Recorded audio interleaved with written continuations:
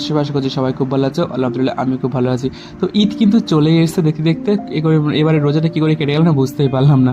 তো ঈদের তেমন কিছু কেনাকাটা তো করার ইচ্ছে ছিল না, কিন্তু আমরা সবাই মিলে একটু চলে গেলাম একটু কেনাকাটা করতে ভেবিয়ে। সবাই মিলে বলতে আমি, আমার গোলু বেবি, আমার আপা আর আমার আম্মা আর আমার দুলাভাই।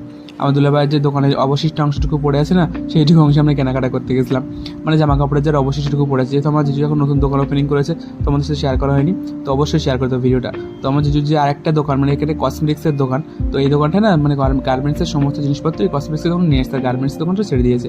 তো তারপরে আমি আমার জন্য একটা টুপি নিয়ে নিলাম আর একটা আতর নিয়ে নিলাম। তো সবটাই তোমাদের দেখাচ্ছি আস্তে আস্তে খুব ভালো করে। এই হলো সেই আতরটা। আর আতরটা সত্যি স্মেলটা সত্যি খুব সুন্দর, আর টুপিটা আমার খুব ভালো লাগলো। আর এখানে আমার এত পরিমাণে গরম লাগছিল, আমার সামনে একটা চুলের লটকন চলে এসেছে, তখন আমি চুলের মানে হেয়ার কাট করিনি। তারপরে আমার গোলু বেবি চলে গেল একদম সোজা আর অন্য একটা গার্মেন্টস দোকানে। এটা আমার আরেকটা ভাইয়ের দোকান, মানে আমার জিজুর বন্ধুর দোকান, ওই দেখতে পাচ্ছ।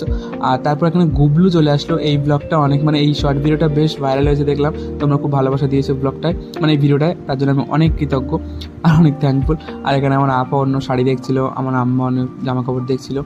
তো কেনাকাটা বলতে তেমন কিছুই করিনি, জাস্ট আম্মু নিয়েছে হয়তো, আর আমাদের রিলেটিভসদের দিয়েছি, আমার নানাজির জন্য, নানিমার জন্য, দাদার জন্য, দাদির জন্য, সবার জন্য। এখানে আমি দেখছিলাম গোলুকে এই ড্রেসটা গিফট করবো, তাই তো ও তো এখন ওটা পরতে পারবে যেহেতু ও ছেলে।